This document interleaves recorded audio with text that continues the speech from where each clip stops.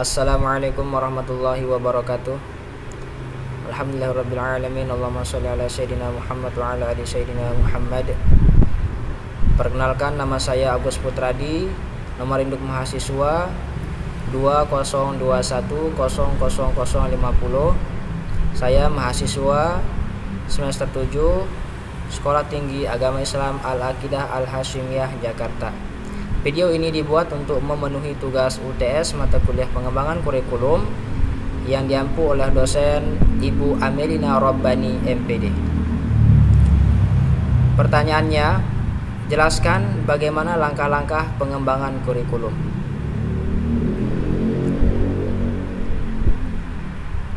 Adapun langkah-langkah pengembangan kurikulum secara umum ada 5.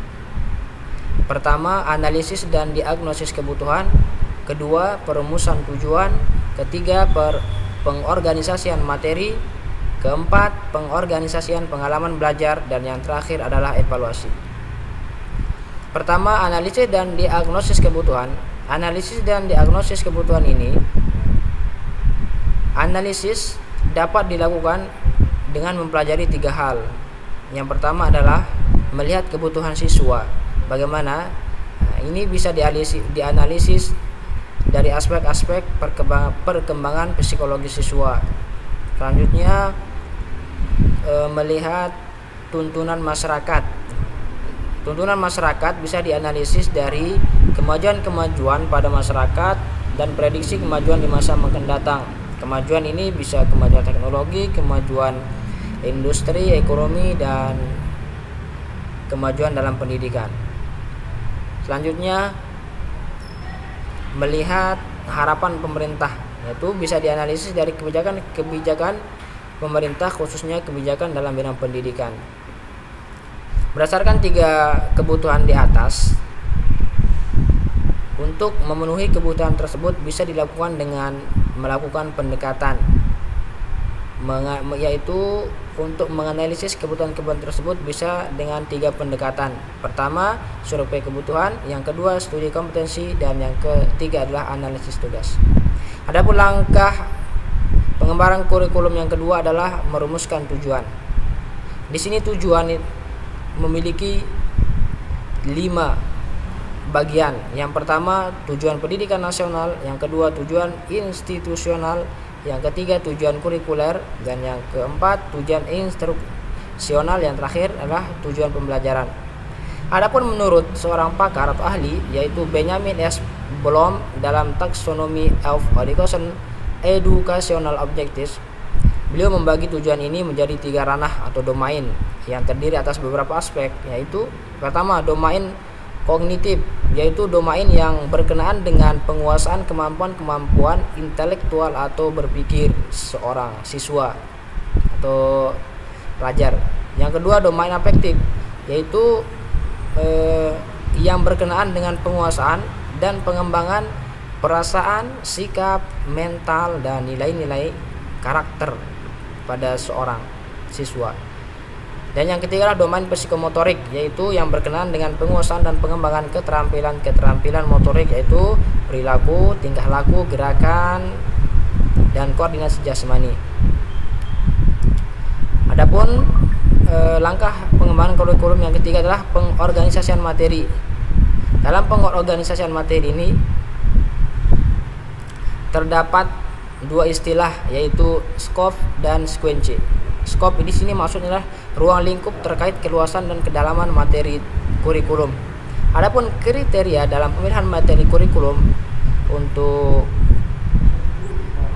istilah scope itu dapat ada 4 kriteria pemilihan. Pertama, dipilih berdasarkan tujuan yang hendak dicapai, yaitu dipilih karena berharga sebagai warisan budaya dari generasi masa lalu. Dan yang kedua, bermanfaat sebagai penguasaan ilmu disiplin ilmu.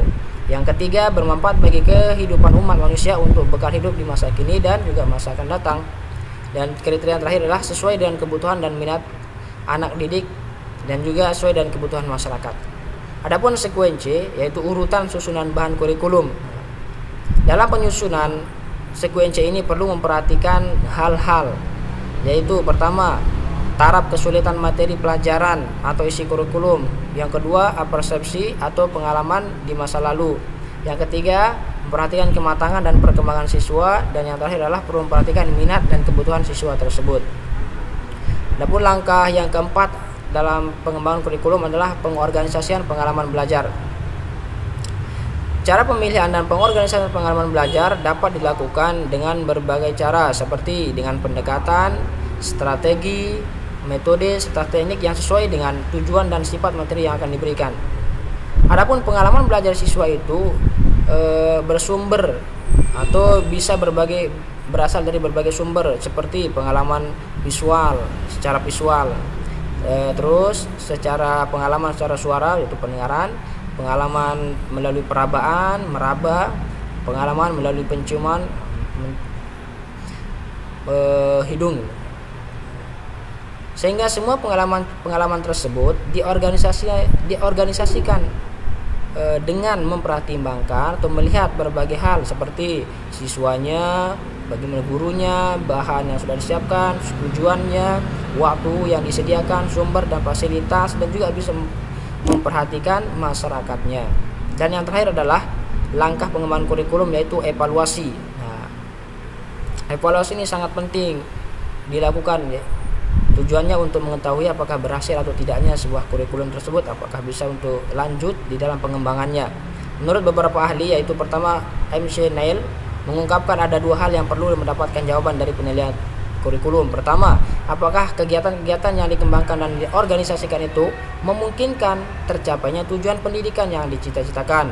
Yang kedua, apakah kurikulum yang telah dikembangkan itu dapat diperbaiki dan bagaimana cara memperbaikinya. Jadi ketika dua pertanyaan ini terjawab, maka bisa dilaksanakan, kurikulum itu bisa dilaksanakan dan dipakai.